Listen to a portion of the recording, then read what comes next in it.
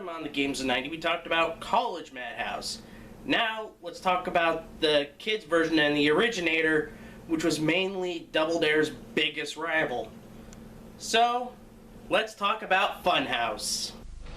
Hey kids, we've got the craziest dogs in the world. Rip. Today on Funhouse.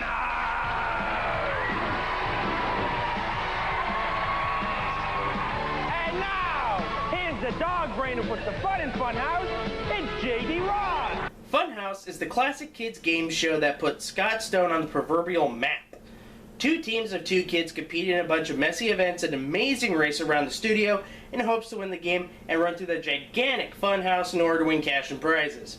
While it had its critics, namely being the butt of many jokes from the fine folks at Double Dare for being exactly like Double Dare, it was a ratings winner for Scott Stone.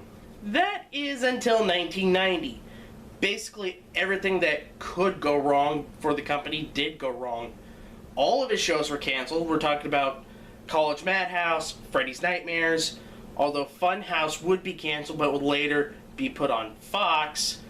But the biggest blow to Scott Stone was the death of his mentor and closest confidant, Bob Synes. Bob Synes was the executive producer for the show alongside Scott Stone.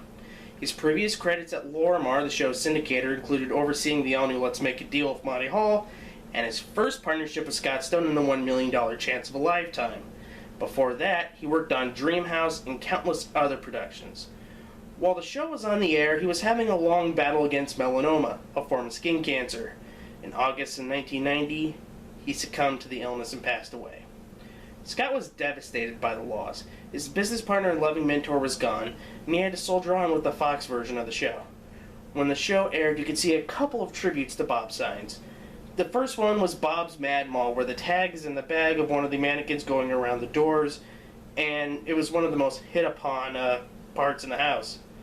The second one, and arguably the best one, is before the credits of most of the run on Fox was the message, "This season is lovingly dedicated to Bob Synes." Say it along with me, folks.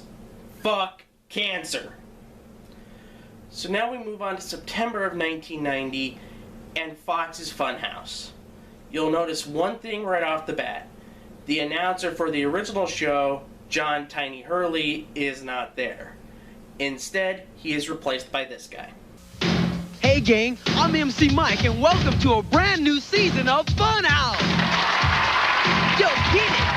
It's Funhouse time and we're back again. I'm JD's new Funhouse friend. The house is new, the stunts are wild, outrageous races that'll make you smile. On today's... Tiny's been replaced by MC Mike, aka Michael Chambers, whose only real job is to rap about the theme for the show with the beat of the walk music from the show being used as his background music. What he's most known for is being Tony Turbo in the Breaking movies. What he's not known for is rapping, and it clearly shows in the opening raps. Okay, this is it. This is the absolute last time I'm going to say this, either in video format or in written format. Rapping does not work in game shows! It never has, it never will! You know what? And MC Mike's raps are so bad. They are really horrendously bad. I could come up with a better one off the top of my head. Background music. Hit the PN News music!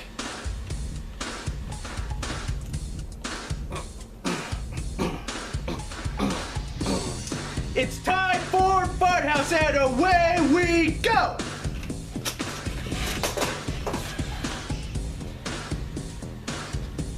Sorry about that, folks. We'll be back with our regularly scheduled review in 3, 2, 1. What he's also not known for is announcing. He doesn't do any of it live. If you pay close attention to the contestant intros, he's just dancing and all that junk. The only time he announces anyone, it's homeboy J.D. Roth, and that just sounds lame. People weren't even saying homeboy in 1990. Heck, it was lame even when Breaking was out in theaters when he was Tony Turbo. So yeah, he was a massive downgrade. J.D. Roth was still his usual self from the past, but even more sure of himself, which is something you'll see in the rest of his shows, even the crappy Sex Wars. It was a bit more shouty here, but then again, that was the whole direction of this season. It was louder and just didn't feel right for someone as sure and good as JD. What did feel right was the format, which didn't change at all. It follows the same stump for 25 points, then question for 25 points format times 3 than before, but also imported something from College Madhouse. For the question, if you buzz in and get the question right, not only do you get the 25 points, but you get to pie your opponent in the face. I guess it was to make Funhouse messier than before, but the pie was just added as humiliation rather than strategy, as those who got pied were immediately cleaned up before the next stunt. What I did feel was right was the rotating of newer stunts mixed in with old favorites coming back. We had the returns of Piathlon in the season, but also Slot Machine, which is also one of my personal favorites. One of the bigger stunts that come out was the gigantic Dump Master. In this stunt, the contestants heave balloons filled with glop onto their opponent's side, or at least try to. After 20 seconds, the team that avoids getting dumped on wins the stunt. It's a simple stunt and very well done, much like all of the stunts for this season. So, thumbs up. Also, what was well done was the classic Grand Prix race. This season had some very inventive races, even bringing dogs for the first time in the show's history for the final episode. As always, the Grand Prix race was often the deciding factor. Or sometimes not. If you're down by 75 points or more heading into the Grand Prix race, then the game is over before the race begins. I guess this is why I thought the Madhouse Finals was a fairer final round, since it made it conceivable to come back. Whereas the race relied heavily on the token bank at the end, since 99% of the time, the team got all the track tokens before the second lap. And even then, the token bank didn't matter. The winner of the race got 25 points, and that wasn't even enough to make up a 50-point difference after tokens were counted. In short, the Grand Prix race is a great idea. I just wish it was a bit more fair to come back from, maybe make it 50 points for winning the race. Now we get to the main crux of Funhouse, the actual Funhouse. The Funhouse this season was given a massive overhaul and looked absolutely gigantic and out of sorts. It looked like two houses melded into one haphazardly.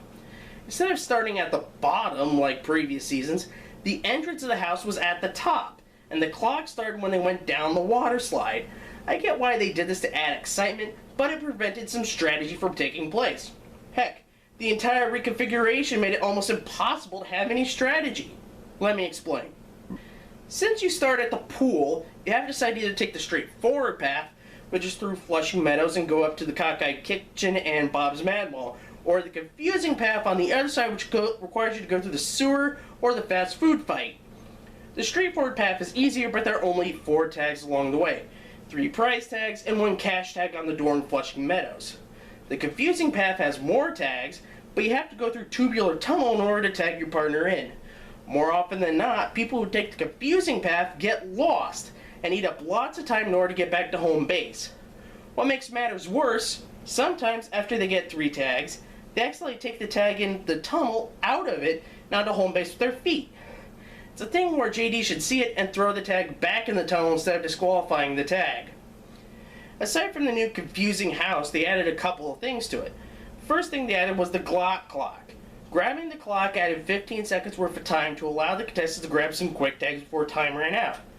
While it is helpful, I can't help but think it was added because the house is so large now that you need the additional 15 seconds to make it even remotely feasible to negotiate it.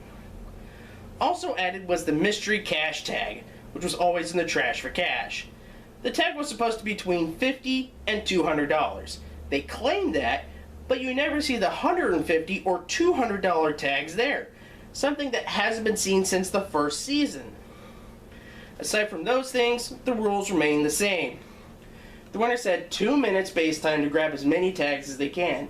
After one person grabbed 3 tags, they rushed back to home base to tag in their partner and they grabbed 3 tags. They repeated this until time ran out. While collecting tags, they had to find the secret power prize, which was usually a trip. Like I said in the College Madhouse video a couple months ago, it's completely reliant on luck rather than skill. While that does sour me a bit, it doesn't take away from the fact that it was always exciting to see a team find it. While the show was still enjoyable, it didn't last. Funhouse was used to being a daily strip, but was put on the Fox Kids Network weekend block save for the Celebrity Week, which aired for a week on Fox stations, and it was used to promote the weekend block and its shows. This spelled doom for the show, as weekly game shows were dead, save for American Gladiators. I don't know what ratings were, but to justify building that massive new set and only make 22 episodes just baffles me. It just wasn't cost effective whatsoever, and the Funhouse was foreclosed upon in May of 1991. Stone Sally wouldn't be without a show for long. In 2 short months, their longest running show, Shop Till You Drop, would debut on Lifetime, running for over 14 years on 3 different networks. Also during that time, they produced another classic kids game show in 1993 with Legends of the Hidden Temple. So after suffering through a dire summer of 90, the guys made good. And so did J.D. Roth. He would become a prolific host and producer since, hosting Zoo Venture, Game Pro, Masters of the Maze, and other terrible programming like Unanimous and Sex Wars. His big break in producing shows came in the form of the smash reality show The Biggest Loser. While Funhouse didn't last as long as they might have hoped, they all became better at their jobs because of it. Well, that's going to wrap up this edition of the Games of 90, and to make up for not having a Games of 90 last month, you're going to get a quick Games of 90 this month. That being the Dan Enright tandem from the summer of 1990, Hold Everything, and All About the Opposite Sex. That's right, it's another revisited edition of the Games of 90, something we haven't had in years. Until next time, well, I'm going to let JD finish it because he has better words than I do. I want to thank the creator of our show, Bob Synes, for making this show as special as it is. We love it. We love him too. Hope your house is a fun house. Thanks.